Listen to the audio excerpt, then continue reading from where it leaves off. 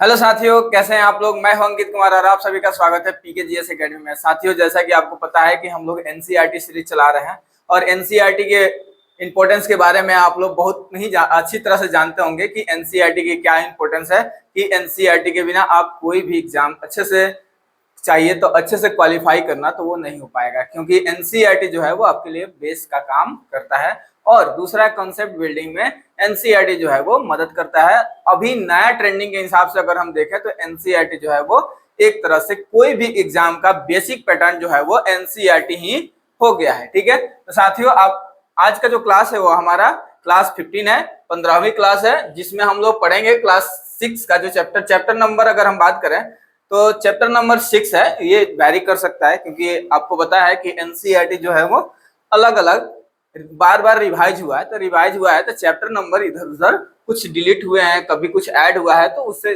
Chapter number इधर उधर हो सकता है। तो आप लोग ये मान के चलिएगा चैप्टर नेम का क्या है उसी से आपको अंतिम उसी को मानिएगा। चलिए देखते हैं। तो आज का हमारा चैप्टर नेम है the living organisms characteristics and habitat. ठीक है, यानी जो सजीव है उसकी विशेषता क्या है और उसका आवास क्या है, इसके बारे में हम लोग पढ़े हुए हैं। पूरी तरह से डिटेल वीडियो आपको मिल जाएगा, लिंक डिस्क्रिप्शन में डाल दिया जाएगा, या प्लेलिस्ट से आप जाकर वहां से भी आप देख सकते हैं। जब आप यूट्यूब पे सर्च कीजिएगा पीकेजीएस एकेडमी तो वहां पे आपको मिल जाएगा प्लेलिस्ट, साइंस का जो प्लेलिस्ट बना हुआ है वहां पे आप देख लीजिएगा।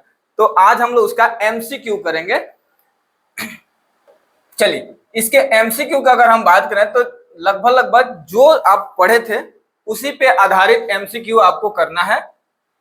जो आप पढ़े हैं कॉन्सेप्ट थ्योरी में आप पढ़े हैं उसी के आधारित हम लोग पढ़ेंगे। आज इसका एमसीक्यू करेंगे, जो उससे आधारित जो ऑब्जेक्टिव क्वेश्चन होंगे वो देखेंगे। तो कह रहा है विच of the following is an abiotic component of a habitat. ठीक है, यानी निम्नलिखित में से कौन सा आवास का एक अजैविक घटक है। देखिए, आपको बताए थे कि दो तरह के कंपोनेंट होते हैं जो एक इन्वायरमेंट में पाए जाते हैं। पहला अगर कंपोनेंट का अगर हम बात करें तो पहला कंपोनेंट होता है बायोटिक कंपोनेंट। क्या होता है? बायोटिक कंपोनेंट, जिसको जैविक घटक बोलते हैं, बायोटिक कंपोनेंट।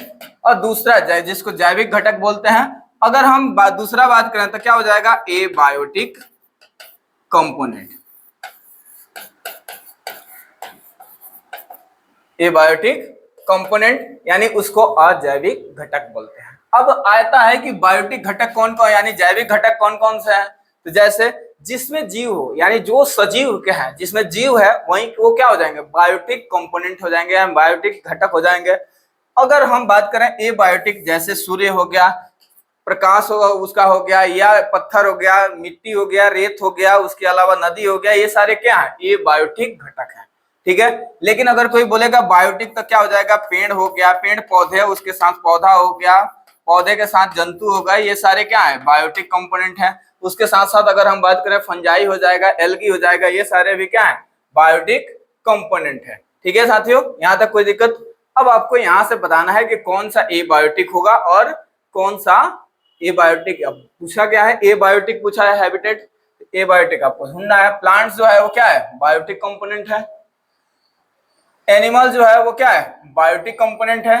माइक्रो ऑर्गेनिज्म का बात करें, देखिए माइक्रो ऑर्गेनिज्म का बात करें तो माइक्रोबायोलॉजी में हम लोग पढ़ते हैं स्टडी ऑफ माइक्रो ऑर्गेनिज्म, यानी जो छोटे छोटे जीव जिसको हम नग्न आंखों से नहीं देख सकते हैं, माइक्रोस्कोप से देख सकते हैं, उसको हम माइक्रो ऑर्गेनिज्म बोलते हैं। सूक्ष्म जीव बोलते हैं, यानी जो बैक्टीरिया है।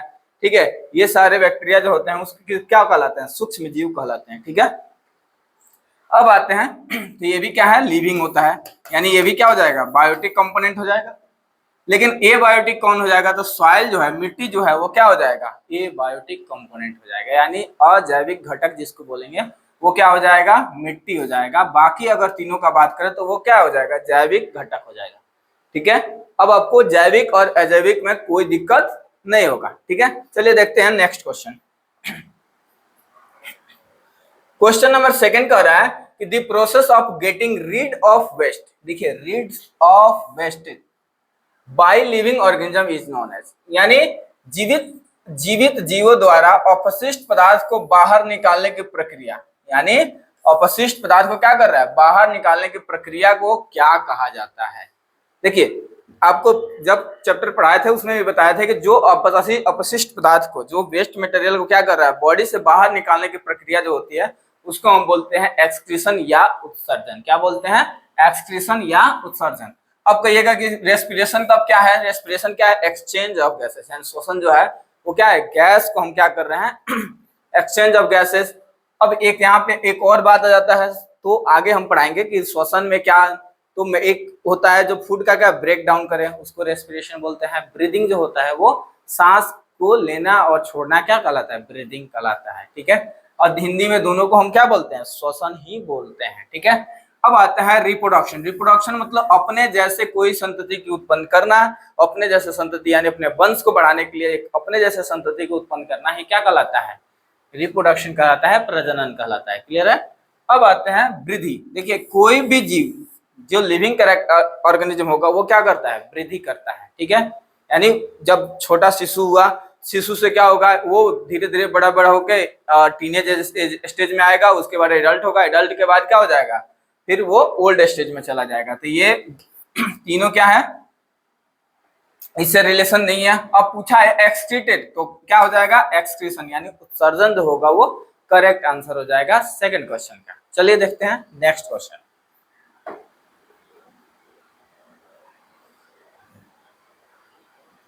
देखिए bending of plants towards sunlight is example of, यानी सूर्य के प्रकाश की ओर पौधे को झुकना किसका उदाहरण है? आपको बताए हुए थे कि सूर्य के ओर अगर कोई भी ऑब्जेक्ट क्या करते हैं, जैसे एक्सपेरिमेंट अगर हम करते हैं तो एक गमला लीजिए, गमला लेके रूम में रख दीजिए, ठीक है, और अंधेरा कमरा हो और एक खिड़की के साइड से आप क्या कीजिए? खिड़की खोल दीजिए जहां से लाइट आएगा। कुछ दिनों के बाद आप ये ऑब्जर्व कीजिएगा कि जो लाइट की जिधर से आ रहा था उधर ही पौधा क्या हुआ है? बेंड हो गया है। तो उसके बारे में आपको बताना है कि वो कौन सा कारक है, उदाहरण किसका है उसके बारे में। तो एडेप्टेशन, एडेप्टेशन बताए हुए थे कि जो जिस इन्वायरमेंट में रह रहा है वहीं पे अडेप्ट कर गया है, मतलब उसको बोलते हैं एडेप्टेशन यानी अनुकूलन। ठीक है, रेस्पिरेशन तो बताइए अभी डिस्कस किए, तो ये होगा नहीं। अगर लोकोमोशन का बात करें, चलन, तो ये होगा नहीं क्योंकि पेड़ जो होता है वो चल के तो नहीं जाता है। ठीक है, तो ये भी मूवमेंट भी नहीं होगा। तो क्या हो जाएगा? रिस्पॉन्स टू स्टिमुलेट, यानी उद्दीपन के प्रति अनुक्रिया जो होता है वो कहलाएगा क्या? इस बेंडिंग ऑफ प्लांट्स के बारे में। ठीक है, यानी लाइट मिलते हुए उसको उद्दीपन मिल रहा है, तो उद्दीपन मिल रहा है तो उधर की तरफ वो क्या कर रहा है? रिस्पॉन्ड कर रहा है। ठीक है, क्या आंसर हो जाएगा? सी जो होगा वो करेक्ट आंसर हो जाएगा। ठीक है साथियों, चलिए नेक्स्ट क्वेश्चन देखते हैं। ये क्वेश्चन तभी समझ में आएगा जब आप थ्योरी पढ़े होंगे। थ्योरी अच्छे से पढ़िए, और जब थ्योरी पे आपका कमांड अच्छा रहेगा तो क्वेश्चन ऑटोमेटिक आपसे अच्छे से बन जाएगा। ठीक है, उसके साथ साथ आपकी कॉन्सेप्ट क्लियरिटी भी अच्छा हो जाएगी, जिससे क्या होगा कि आपको एग्जाम में कोई भी प्रॉब्लम नहीं होगा। जब स्टेटमेंट बेस्ड क्वेश्चन पूछता है तो आपको एनसीईआरटी के लाइन उठा के दे देता है, तो इसलिए एनसीईआरटी को नेग्लेक्ट नहीं कर सकते हैं आप कोई भी एग्जाम की तैयारी कर रहे हैं। ठीक है, तो देखिए which of the following is adaptation of desert plant like cactus, यानी कैक्टस जैसे रेगिस्तानी पौधे का अनुकूलन निम्नलिखित में से कौन सा है? आपको बताया थे जो भी रेगिस्तान में होने वाले पेड़ पौधे या जीव जंतु हैं उनको पानी की मात्रा कम जरूरत होती है, यानी वो पानी की खपत जो होती है वो कम करते हैं। ठीक है, और पेड़ पौधे के एक कैरेक्टरिस्टिक्स फीचर बताए थे कि उसका जड़ जो होता है वो बहुत नीचे तक, जमीन के बहुत नीचे तक जाता है। और क्या बताए थे रेगिस्तान में? तो रेगिस्तान में क्या होता है कि रात को क्या होगा? ठंडक, और दिन में पूरा गर्मी, यानी दिन में पूरा गर्म होगा मौसम और रात को क्या हो जाता है? ठंडा हो जाता है। ठीक है, और क्या मिलता है रेगिस्तान में? रेगिस्तान में एग्जाम्पल के तौर पे अगर हम बात करें तो ऊंट मिलता है, जो क्या करता है? उसके लंबे लंबे पैर होते हैं, इसकी वजह से उसकी गर्मी जो होती है, जमीन से जो गर्मी होता है उसको उसके शरीर तक उतना नहीं पहुंच पाता है। ठीक है, और चूहा मिलता है, और भी जो जीव मिलते हैं वो कहाँ रहते हैं? बिल के अंदर रहते हैं, जिसकी वजह से उनको गर्मी कम फील होता है। ठीक है,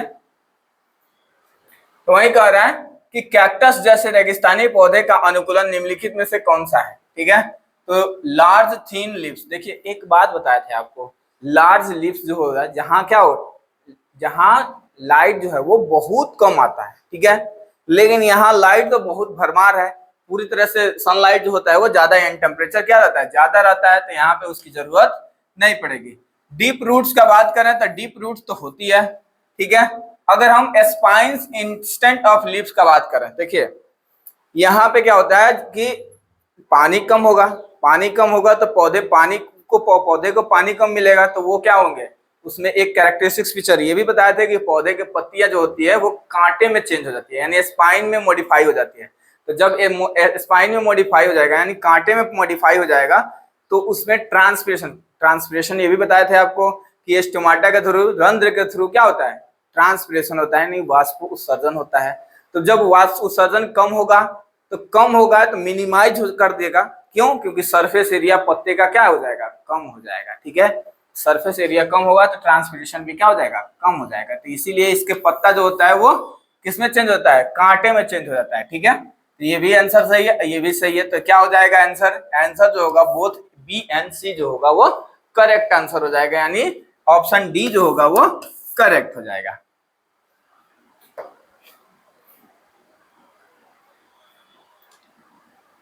नेक्स्ट है animals like whale and dolphins breathe through. आपको जब बता रहे थे तब भी बता रहे थे कि फिश जो होती है, मछली जो होती है वो क्या करती है, जल में घुले हुए ऑक्सीजन को किसके द्वारा लेती है, गलफड़ द्वारा, यानी गिल्स के द्वारा लेती है, अपने गिल्स के द्वारा लेती है। ठीक है, जिसको क्लोम भी बोला जाता है, यानी क्लोम या गिल्स के द्वारा वो क्या करती है, अपना सांस लेती है और जल में घुले हुए ऑक्सीजन को लेती है। ठीक है, लेकिन जब अगर हम बात करेंगे डॉल्फिन या व्हेल का, ठीक है, यहाँ ये भी मछली ही है, लेकिन ये किससे सांस लेती है, तो ये लेती है नासाद्वार से क्या करती है, अपना सांस लेती है। ये बताए हुए थे आपको, ये याद रखिएगा, एक्सेप्शन ये भी याद रखिएगा इसमें, क्योंकि ये गिल से सांस नहीं लेती है। ठीक है, तो ये आपको याद होना चाहिए। ठीक है, क्योंकि ये भी जलीय जीव है, लेकिन ये क्या करता है, ये ब्लो होल्स बोलते हैं या उसी को नासाद्वार भी बोलते हैं, ये याद रखिएगा। ठीक है, स्किन से सांस कौन लेता है, तो अर्थवर्म लेता है। क्या लेता है, अर्थवर्म, जिसको किसान मित्र भी बोला जाता है, केचुआ होता है हिंदी में, इसको केचुआ बोलते हैं। अगर फिन का बात करें, पंख का बात करें, तो पंख जो होता है, मछली में जो पंख होता है वो तैरने में उसकी मदद करती है, और पक्षियों में जो पंख होता है वो क्या करता है, उसको उड़ने में मदद करता है। ठीक है, कोई दिक्कत नहीं है। चलिए, गिल्स जो होता है वो किस में आता है, फिश में या कोई और एक्वेटिक एनिमल्स जो होगा उसमें। अब कह रहा है कि a habitat consists of plant and animals living in water is called, मतलब जो कह रहा है कि जल में रहने वाले पौधे एवं जंतु के आवास को क्या कहते हैं, यानी जल में जो रहने वाले हैं। तो आपको एक चीज बताए हुए थे कि जितने भी जल में रहने वाले जीव होते हैं उनको क्या बोलते हैं, एक्वेटिक एनिमल्स बोलते हैं। क्या बोलते हैं, एक्वेटिक एनिमल्स। और जो उनका आवास यानी जल में आवास है तो उसको बोलेंगे एक्वेटिक हैबिटेट। क्या बोलते हैं, एक्वेटिक हैबिटेट। एरियल हैबिटेट का मतलब क्या होगा, जो वायु में विचरण कर रहा है उसको। ठीक है, जो माउंटेन रीजन में रहने वाला होगा, पर्वतीय आवास में रहने वाला होगा, उसको बोलेंगे पर्वतीय आवास या माउंटेन हैबिटेट। और जो कहाँ पे रहे, जो स्थल पे रहने वाला एरिया में रहता है, जैसे ग्रासलैंड हो गया, मरुस्थल में रहने वाले डेजर्ट हैबिटेट के हो जाएंगे। लेकिन टेरेस्ट्रियल से अगर हम बात करें तो टेरेस्ट्रियल हैबिटेट मतलब जो स्थल पे रहे, यानी प्लेन एरिया में रहने वाले जानवर होते हैं। ठीक है, चलिए नेक्स्ट देखते हैं। Plants breathe through tiny pore on their leaves is called. देखिए, प्लांट्स में बताए थे कि आपको लीव्स जो होता है, ये लिप्स में क्या होता है ना कि अंदर स्टोमेटा प्रेजेंट होता है। क्या प्रेजेंट रहता है, स्टोमेटा, जिसको रंध्र बोलते हैं। और ये रंध्र क्या करता है, ट्रांसपिरेशन में हेल्प करता है। किसमें हेल्प करता है, ट्रांसपिरेशन, जिसको बोलते हैं वाष्प उत्सर्जन। यानी ये क्या करेगा, वाष्प उत्सर्जन में हेल्प करेगा, यानी वाटर वेपर क्या करेगा, इससे बाहर निकलेगा। यानी अगर पत्तियों में एक और चीज जो आता है, मेसोसेल प्रेजेंट होता है। क्या प्रेजेंट आता है, मेसोसेल्स या मेसोफिल्स भी बोलते हैं उसको, मेसोसेल्स भी बोलते हैं या मेसोफिल भी लिख सकते हैं, मेसोफिल। ठीक है, या एक इसको और नाम से जानते हैं, यहाँ पे एक डायरेक्ट आपके ये सिलेबस में नहीं है तो इसको नहीं भी पढ़िएगा तो चलेगा। आपको एक चीज याद रखना होगा, क्या, क्लोरोप्लास्ट प्रेजेंट रहता है, और क्लोरोप्लास्ट में प्रेजेंट रहता है क्या, एक पिगमेंट जिसको हम बोलते हैं क्लोरोफिल। क्या बोलते हैं? क्लोरोफिल। ठीक है, और यही क्लोरोफिल जो होता है वो किसमें हेल्प करता है? फोटोसिंथेसिस में हेल्प करता है। किसमें? फोटोसिंथेसिस में हेल्प करता है, यानी प्रकाश संश्लेषण में मदद करता है। ठीक है, और प्रकाश संश्लेषण आपको पता है कि प्रकाश संश्लेषण के लिए कार्बन डाइऑक्साइड की जरूरत पड़ती है और उसके साथ साथ जल की जरूरत पड़ती है। अब जब कार्बन डाइऑक्साइड जल के साथ मिक्स करके क्या बना देता है? ग्लूकोज बनाता है, और उसके साथ साथ ग्लूकोज के साथ साथ ऑक्सीजन लिबरेट हो जाता है। तो ऑक्सीजन लिबरेट होता है और कुछ वहां से वाटर वेपर्स भी रिलीज होते हैं। जो वाटर वेपर रिलीज होते हैं वो किसके द्वारा होते हैं? रेस्पिरेशन, ट्रांसपिरेशन के द्वारा होते हैं। ठीक है, यहाँ तक कोई दिक्कत नहीं है। चलिए, और वो किससे होते हैं? तो स्टोमेटा के द्वारा होते हैं। और ये स्टोमेटा को गार्ड करने के लिए एक नाम होता है जिसको बोलते हैं, जो स्टोमेटा को क्लोज और ओपन करने का काम करता है, उसको हम बोलते हैं गार्ड सेल्स। ठीक है, उसको क्या बोलते हैं? Guard cells. ठीक है, कोई दिक्कत नहीं है। अब आता है यहाँ पे हमको गिल्स तो होगा नहीं, क्या होगा? स्टोमेटा। स्प्रिंकल्स किसमें होता है? श्वास रंध्र जो होते हैं वो जानवर में होता है, एनिमल्स में होता है। रूट से क्या करता है? ट्रांसपिरेशन नहीं कर सकता है। ठीक है, नेक्स्ट है steeped mountain often having trees that are, यानी पर्वतीय क्षेत्र में अक्सर पेड़ कैसे होते हैं? पर्वतीय क्षेत्र में आपको बताए हुए थे कि कैसे कौन से के पेड़ पौधे दिखाई देते हैं। कौन से इसलिए दिखाई देते हैं क्योंकि इसमें क्या होगा? इस पे बर्फ गिरता है तो वो क्या आसानी से नीचे की तरफ आ जाए। ठीक है, कोई दिक्कत नहीं है। तो वही कह रहा है कि ब्रॉड लिप्स नहीं होंगे, विदाउट लिप्स ऐसा कुछ नहीं होता है। और वेरियस स्मॉल्स, विदाउट लिप्स कहाँ होगा? रेगिस्तान में। ठीक है, वेरियस स्मॉल्स बहुत छोटे छोटे पौधे होंगे, जहाँ पे क्या, जहाँ पे बहुत ही गर्मी तेज पड़ता हुआ बहुत छोटे छोटे पौधे हो सकते हैं। यहाँ पे कॉन्सेप्ट विथ स्लोपिंग ब्रांचेस, कैसा होगा? शंक्वाकार होगा और ढलवा शाखाओं के साथ होगा। ठीक है, यानी ऐसा पौधा दिखाई आपको देखा, जस्ट लाइक क्रिसमस ट्री। ठीक है, चलिए, कह रहा है कि why do earth worms comes out this soil during heavy rain, यानी भारी बारिश के दौरान केचुए मिट्टी से बाहर क्यों आते हैं? केचुआ के बारे में हम एक स्पेसिफिक कैरेक्टरिस्टिक्स फीचर बताए थे कि ये क्या करता है? सांस लेता है अपने त्वचा के द्वारा। किससे लेता है? त्वचा के द्वारा सांस लेता है। ठीक है, और ये मिट्टी खाएगा और मिट्टी को क्या करेगा? पीछे की तरफ से रिलीज भी करते जाता है। तो यानी ये किसान मित्र भी होता है, यानी इसको हम बोलेंगे फार्मर्स फ्रेंड्स। ठीक है, और क्या करते हैं? जो अगर कोई केचुआ से खाद बनाता है तो उसको हम बोलते हैं वर्मी कंपोस्ट। क्या बनाते हैं? बोलते हैं वर्मी कंपोस्ट। तो ये रहा केंचुआ से रिलेटेड जानकारी कि उसको हम क्या बोलते हैं? वर्मी कंपोस्ट, यानी केंचुआ खाद। ठीक है, याद रखिएगा, या वर्मी खाद भी बोलते हैं। किसके मदद से बनाया जा रहा है? तो वर्म के, यानी केंचुआ की मदद से बनाया जा रहा है, तो इसलिए इसका नाम रखा जाता है वर्मी कंपोस्ट। अगर इसमें केंचुआ नहीं है तो उसको सिर्फ क्या बोलेंगे? खाद बोलेंगे, यानी कंपोस्ट बोलेंगे। ठीक है, यहाँ तक कोई दिक्कत? चलिए, तो वही कह रहा है टू फाइंड फूड, भोजन के लिए, ऐसा नहीं है। ठीक है, टू रिप्रोडक्शन के लिए नहीं। कह रहा है कि टू एंजॉय द रेन्स, बारिश का आनंद लेने के लिए, तो नहीं। क्या हो जाएगा? कह रहा है because soil pores are filled with water and making breathings difficult. जब पानी भर जाता है ना, तो सांस लेता किससे है? अपने त्वचा के द्वारा लेता है। तो पानी भर जाएगा तो उसको सांस लेने में क्या होता है? मुश्किल होने लगता है, इसलिए वो क्या करता है? पानी से बाहर आ जाता है, जहां पानी ना हो वहां पे वो दिखाई देने लगता है। ठीक है, तो क्या आंसर हो जाएगा? सी जो होगा वो करेक्ट आंसर हो जाएगा। ठीक है,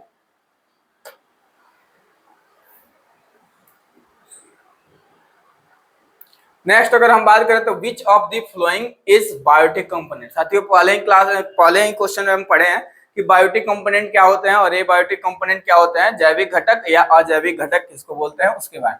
अब यहाँ पे हम देखेंगे कि कौन सा इसमें बायोटिक कंपोनेंट है। पिछले क्लास जो क्वेश्चन था, फर्स्ट क्वेश्चन था, उसमें ए बायोटिक कंपोनेंट पूछा था, यहाँ पे बायोटिक कंपोनेंट पूछा हुआ है। तो आपको बायोटिक कंपोनेंट देखना है कि जैविक घटक कौन सा है। सनलाइट जो होता है ए, क्या ए बायोटिक है, एयर जो है वो ए बायोटिक है, और टेम्परेचर जो है वो ए बायोटिक कंपोनेंट है। लेकिन फंजाई जो है वो क्या है? बायोटिक कंपोनेंट है। फंजाई जो होता है वो क्या होता है? बायोटिक कंपोनेंट होता है। यही फंजाई जो है जो क्या करता है, जिसको हम इसमें इसी का एक रूप है जिसको बोलते हैं मशरूम जो खाते हैं हम लोग, तो वो मशरूम भी क्या है, एक तरह से फंगस ही है। ठीक है, चलिए क्या आंसर हो जाएगा, बी हो जाएगा। कहिएगा कि फंगस थोड़े खाते हैं, तो मशरूम भी क्या है, फंगस ही है। कह रहा है कि snow leopards has thick fur on their bodies including feet and toes, this help them. तेंदुआ, हिम तेंदुए की अगर बात करें तो शरीर जो होता है, शरीर, पैर और उंगलियां जो होते हैं, घने बाल, फर होते हैं, यह उन्हें मदद करता है। किसमें मदद करेगा, तो स्नो लेपर्ड क्या बताए थे, कहाँ रहेगा, बर्फ वाले रीजन में। तो बर्फ वाले रीजन में रहेगा तो उसको ठंडी क्या, ठंडी ज्यादा पड़ेगी, ठंडा ज्यादा होगा तो वो क्या हो जाएगा, अगर ठंडा ज्यादा होगा तो उसको किससे प्रोटेक्शन करना होगा, कोल्ड से। किससे प्रोटेक्शन करना होगा, कोल्ड से, यानी उसको ठंडी से प्रोटेक्शन चाहिए। तो इसीलिए क्या होता है, उसके शरीर में फर जो होते हैं वो ज्यादा होते हैं। यानी जितने भी ठंडे प्रदेश में रहने वाले जानवर होते हैं, जैसे याक हो गया, ठीक है, ये सारे में क्या होता है, या पाशमीना गोट हो गई, इसमें क्या होता है, बाल जो होते हैं वो बहुत बड़े बड़े होते हैं। ठीक है, फर जो होता है वो बहुत बड़ा बड़ा होता है। तो किससे, तो कह रहा है कि protect from cold and while working on snow, यानी बर्फ पे चलने के लिए और उसके साथ साथ उसको ठंडी से प्रोटेक्शन प्रोवाइड करने के लिए वो क्या होता है, उसमें फर होता है। ठीक है, यानी क्या आंसर हो जाएगा, बी जो होगा वो करेक्ट आंसर हो जाएगा। ठीक है,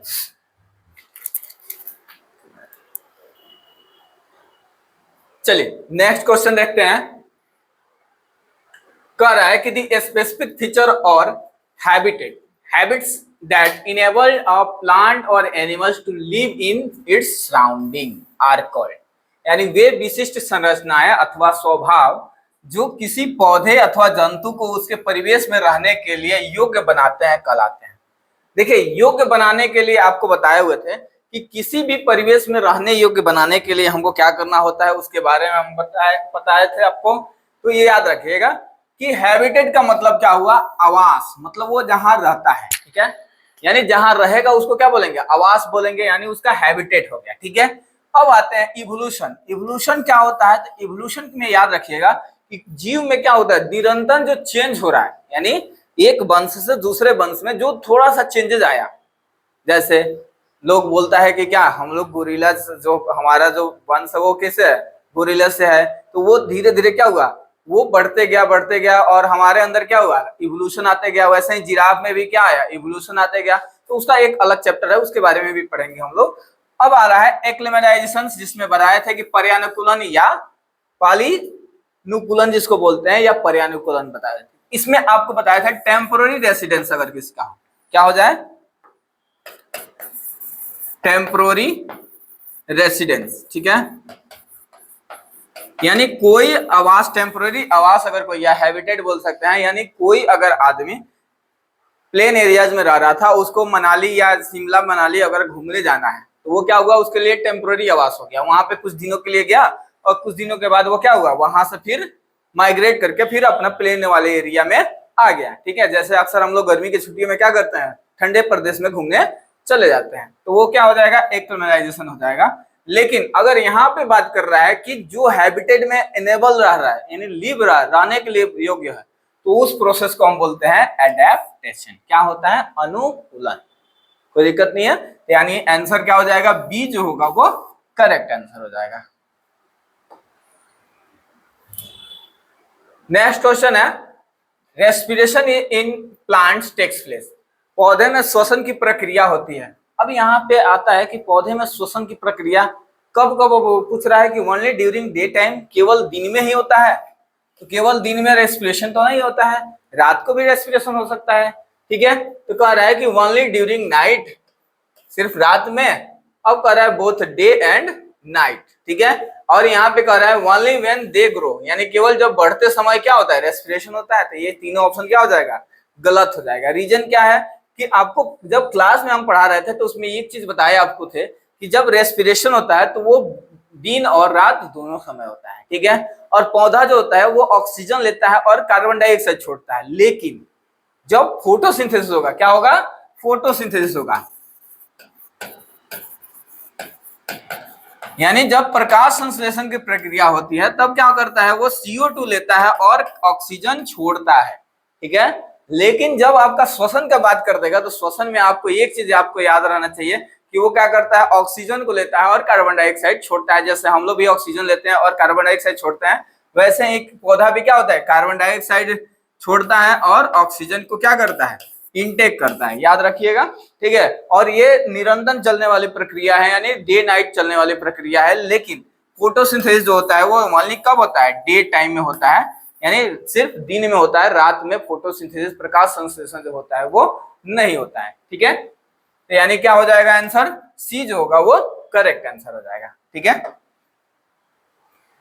चलिए नेक्स्ट क्वेश्चन अगर हम बात करें तो which animals has long ears to hear movements of predators, यानी किस जंतु के कान लंबे होते हैं ताकि वो शिकारियों की हलचल सुन सके। ये आपको बताए हुए थे कि शिकारी कौन होते हैं, तो शिकारी किसी भी जानवर को, अगर जैसे शेर हो गया, उसके साथ बाघ हो गया, ठीक है, बाघ के अलावा चीता हो गया, ये सारे क्या करते हैं, चीता हो गया, ये सारा क्या करता है, शिकारी है। और शिकार क्या बन जाता है, तो भेड़ हो गए, बकरी हो गया, उसके साथ साथ हिरन हो गया, ये क्या हो जाते हैं, शिकार बन जाते हैं। यानी उसके लिए प्रे जो होता है वो, शिकार जो होता है वो क्या हो जाएगा, डियर, हिरन और गोट हो जाएगा, ये सारे क्या हो जाते हैं, उसके लिए शिकार हो जाते हैं। अब यहाँ पे कह रहा है कि विच animals has long year, year किसके बाद, कान जो होते हैं बड़े बड़े होते हैं। तो कैमल का अगर हम बात करें तो कैमल का कान भी ज्यादा बड़ा तो नहीं होता है। लेकिन अगर कोई बोले याक का, अब यहाँ पे बचाना किसको है, शिकार से बचना किसको है, तो हिरन को बचना है। इसलिए देखिएगा हिरन का कान भी क्या होता है, बड़ा बड़ा होता है, ताकि वो आसानी से क्या, छोटे से छोटे मूवमेंट को सुन सके, ठीक है। जितना कान बड़ा रहता है वो आसानी से वो क्या, मूवमेंट को सुन सकता है। इसलिए क्या होता है, बी जो होगा आंसर सही हो जाएगा, ठीक है। ये एनसीईआरटी में आपको लाइन दिया हुआ है, इसलिए आपको याद रहना चाहिए, ठीक है। नेक्स्ट है,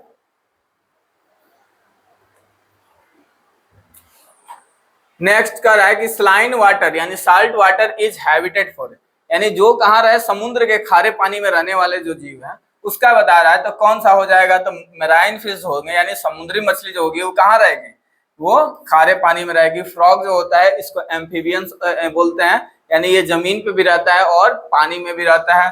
लोटस जो होता है कमल, वो कीचड़ में खिलेगा, यानी ये भी पानी वाला पौधा है। रिवर वीड्स का अगर बात करें तो ये खरपतवार जो होते हैं मीठे पानी में रहते हैं, ठीक है। यानी नदी और झील के जो पानी होते हैं वो मीठा पानी माना जाता है। समुद्र के पानी जो होता है या तो उसको हम बोलते हैं ये खारा पानी है, यानी जिसमें नमक की मात्रा तो उस खारा पानी होता है, ठीक है। तो आंसर क्या हो जाएगा, बी जो होगा वो करेक्ट आंसर हो जाएगा, ठीक है। नेक्स्ट क्वेश्चन अगर हम देखें तो कह रहा है the place where an organisms live is called its, ठीक है। यानी वो स्थान जहां कोई जीव रहता है कहलाता है। तो जहां जो जो जीव रहेगा उसका क्या कहलाएगा, उसका आवास कहलाएगा। जैसे हम जहां रहते हैं तो उसका हमारा क्या हो, वो आवास है, यानी वो क्या हो जाएगा, हैबिटेट हो जाएगा। जैसे कोई जीव है जो पानी में रहता है तो उसका हैबिटेट क्या हो जाएगा, जलीय यानी एक्वेटिक हैबिटेट हो जाएगा। कोई प्लेन एरिया में रह रहा है तो प्लेन वो टेरेस्ट्रियल हैबिटेट हो जाएगा। कोई माउंटेन रीजन में रह रहा है तो उसका आवास क्या हो जाएगा, माउंटेन हैबिटेट हो जाएगा। तो क्या हो जाएगा, उसका हैबिटेट यानी आवास कहलाता है, ठीक है।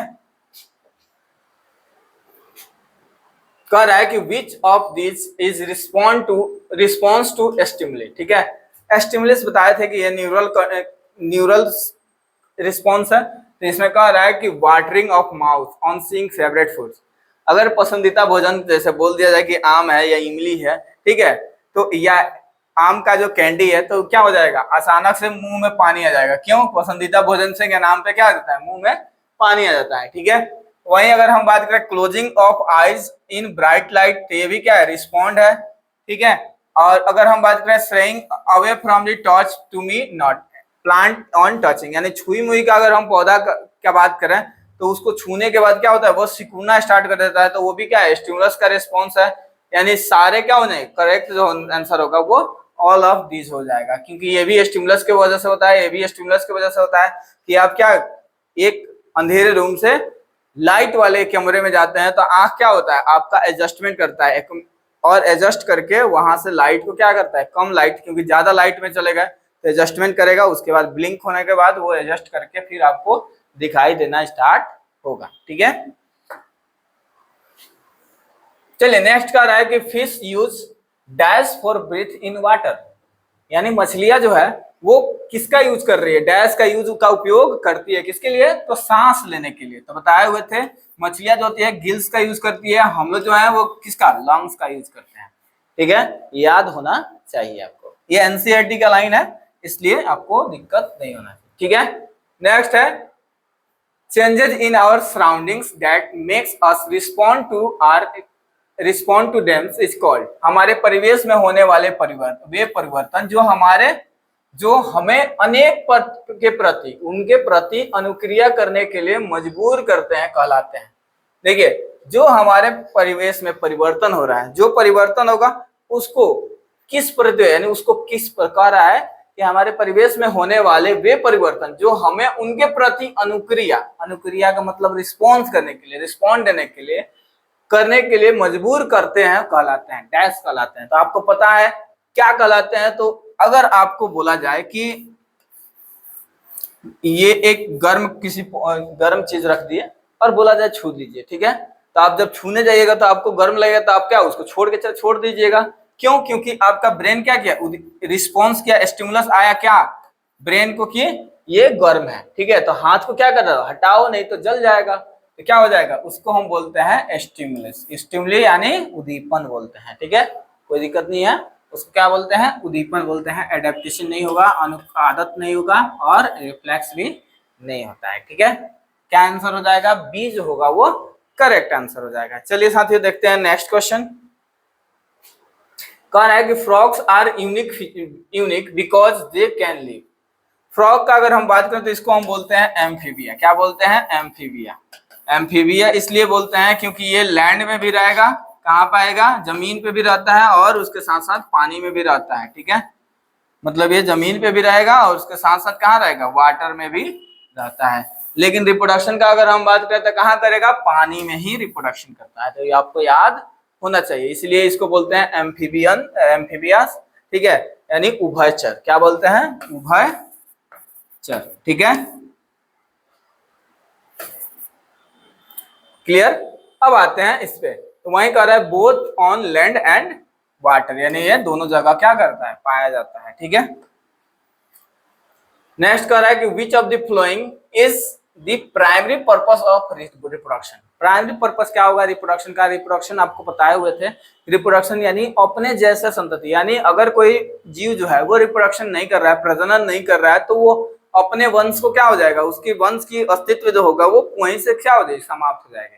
ठीक है, इसलिए रिप्रोडक्शन इसलिए जरूरी है क्योंकि वो अपने वंश की कंटिन्यूटी, यानी वो अपने जाति या उसको हम क्या बोल सकते हैं, वो अपने वंश की परंपराओं को क्या करता है, लेते जाता है कि हाँ ये कैरी करेंगे, ये हमारे दादाजी थे, दादाजी के बाद पिताजी हुए, पिताजी के बाद फिर हम, हमारे फिर क्या होंगे, बच्चे होंगे, बच्चे के बच्चे होंगे, ये क्या हो, एक वंश बाई पीढ़ी चलते रहता है। तो वो किसके द्वारा, प्रजनन के द्वारा होती है। ठीक है, तो कह रहा है कि टू इंक्रीज बॉडी साइज बढ़ाने के लिए फैट यानी मोटापा हो जाएगा ना, to ensure the continuity of species, क्या करता है, प्रजाति की निरंतरता जो होती है वो सुनिश्चित करने के लिए, अपने प्रजाति की निरंतरता जो है वो उसको सुनिश्चित करने के लिए क्या किया जाता है, रिप्रोडक्शन किया जाता है। टू प्रोड्यूस एनर्जी ऐसा नहीं होगा, और to move from one place to another ये भी नहीं होगा। इसको हम क्या बोलेंगे, एक जगह से दूसरे जगह जाना यानी माइग्रेशन। ठीक है, या लोकोमोशन भी बोल सकते हैं। कह रहा है कि plants reproduce through seeds but some plants are like potato reproduce through. अगर हम बात करें जितने भी प्लांट है वो रिप्रोड्यूस करते हैं किससे, सीड्स के द्वारा, लेकिन अगर पोटैटो का बात कर रहा है, आलू का बात कर रहा है, तो वो क्या प्रजनन किसके द्वारा करता है, तो आलू में आपको बताया था कि आलू में क्या होता है, आइज होते हैं या बर्ड्स होते हैं, जो आलू में देखिएगा कि आंख निकला हुआ रहता है, उसी को हम काट करके क्या करते हैं और फिर जब लगाएंगे तो फिर उसमें से नया आलू आ जाता है। ये क्या है, अंडरग्राउंड स्टेम है। क्या है, अंडरग्राउंड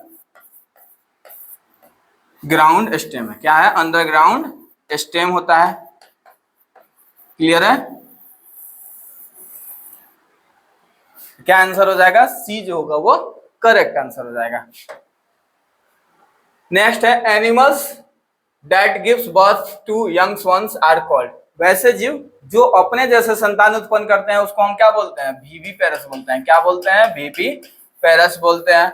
और वैसे जीव जो सिर्फ अंडा देते हैं उसको हम क्या बोलते हैं, ओविपेरस बोलते हैं। क्या बोलते हैं, ओविपेरस बोलते हैं। ठीक है, यानी जो अपने जैसे संतान उत्पन्न कर रहा है तो उसको यानी उसको अंडज या ओविपेरस बोलते हैं, अंडा दे रहा है तो। और अपने जैसा अगर संतान पैदा कर रहा है तो उसको जरायुज या विविपेरस बोलते हैं। तो क्या आंसर हो जाएगा, सी हो जाएगा, बी हो जाएगा आंसर करेक्ट आपका। ठीक है, अब यहाँ पे हर्बीवोर्स यानी जो क्या होते हैं, हर्ष को खाने वाले हैं, यानी साग सब्जी जो खाने वाले जानवर होते हैं उसको क्या बोलते हैं, हर्बीवोर्स बोल रहे हैं। और जो दोनों खाता है, एनिमल्स और उसके साथ साथ जीव जंतुओं को भी खाता है तो उसको बोलते हैं ओमनीवोर्स। और सिर्फ जीव जंतुओं को खाता है उसको हम बोलते हैं कार्निवोर्स। ठीक है, यहाँ तक कोई दिक्कत नहीं है। तो अगर कोई बोले कि अंडा से अगर बच्चा हो रहा है तो उसको हम बोलेंगे ओविपेरस। और वैसे जीव जो क्या करते हैं, बच्चा पैदा करके उसका पोषण करते हैं, पोषण पालन करते हैं, तो उसको हम बोलते हैं विविपेरस। ठीक है, चलिए नेक्स्ट क्वेश्चन है कि a seed grow into the young plants is called. एक बीज से एक नए पौधे विकसित होती है जिसे कहा जाता है। जब आपको बताए हुए थे कि जब बीज से क्या होता है, नन्हा पौधा निकलता है तो उसको अंकुरन या स्प्राउटिंग या उसके साथ साथ हम सीडलिंग भी उसको बोल सकते हैं। ठीक है, यानी सीडलिंग बोल सकते हैं। तो क्या हो जाएगा आंसर, तो सैम्पलिंग या सीडलिंग। ठीक है, यानी पौधा या उस अंकुरन बोल सकते हैं। ब्रांच जब होता है, जब पौधा क्या हो जाए, ग्रो कर जाता है। रूट जो होता है जब पौधा ग्रो करता है। फ्रूट जो लगता है वो पौधे ग्रो करने के बाद होता है। ठीक है, नेक्स्ट है growth in living organism is, यानी जीवित जीवों में वृद्धि होती है temporary, reversible, permanent and irreversible या ओनली सीन इन एनिमल्स। ठीक है, ग्रोथ जो होता है वो जीव जंतु दोनों में, पेड़ पौधे दोनों में देखने को मिलता है, यानी ये सिर्फ जीव में तो मिलेगा नहीं।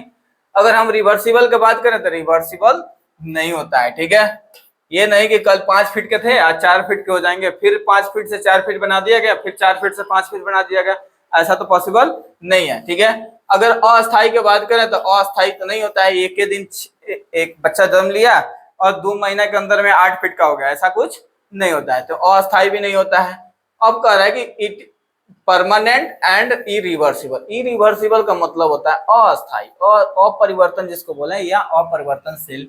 यानी अगर कोई बच्चा 5 फीट हाइट का हो गया है तो 5 फीट का ही रहेगा, उसको 4 फीट नहीं किया जा सकता है, यानी वो चेंज नहीं होगा। तो ग्रोथ जो है वो क्या है, इरिवर्सिबल होता है और परमानेंट होता है, यानी वो 5 फीट का 5 फीट ही रहेगा। अगर उससे ज्यादा होना चाहेगा तो वो होगा, लेकिन उससे कम नहीं होगा। ठीक है, आंसर क्या हो जाएगा, सी जो होगा वो करेक्ट आंसर हो जाएगा। ठीक है, लास्ट क्वेश्चन हम देखते हैं। आज का जो लास्ट क्वेश्चन है, विच of the following is not a method of reproduction, यानी इनमें से दिया गया जो है उसमें से कौन सा रिप्रोडक्शन का मेथड नहीं है। अब रिप्रोडक्शन का मेथड का अगर हम बात करें तो एग जो लेइंग एग जो है, अंडे देना भी क्या है, रिप्रोडक्शन का पार्ट है। गिविंग बर्थ यानी जन्म देना भी क्या है, प्रजनन का पार्ट है। लेकिन डाइजेशन क्या है, पाचन जो है वो प्रजनन का पार्ट नहीं है। अगर हम प्लांटिंग ऑफ स्टेम कटिंग का बात करें, तने से जो कलम लगाना होता है वो भी क्या होता है, रिप्रोडक्शन का पार्ट होता है। क्योंकि रिप्रोडक्शन अगर हम बात करें, प्रजनन की बात करते हैं तो प्रजनन 2 तरह के होते हैं। एक को बोलते हैं एसेक्सुअल रिप्रोडक्शन। क्या बोलते हैं, एसेक्सुअल रिप्रोडक्शन।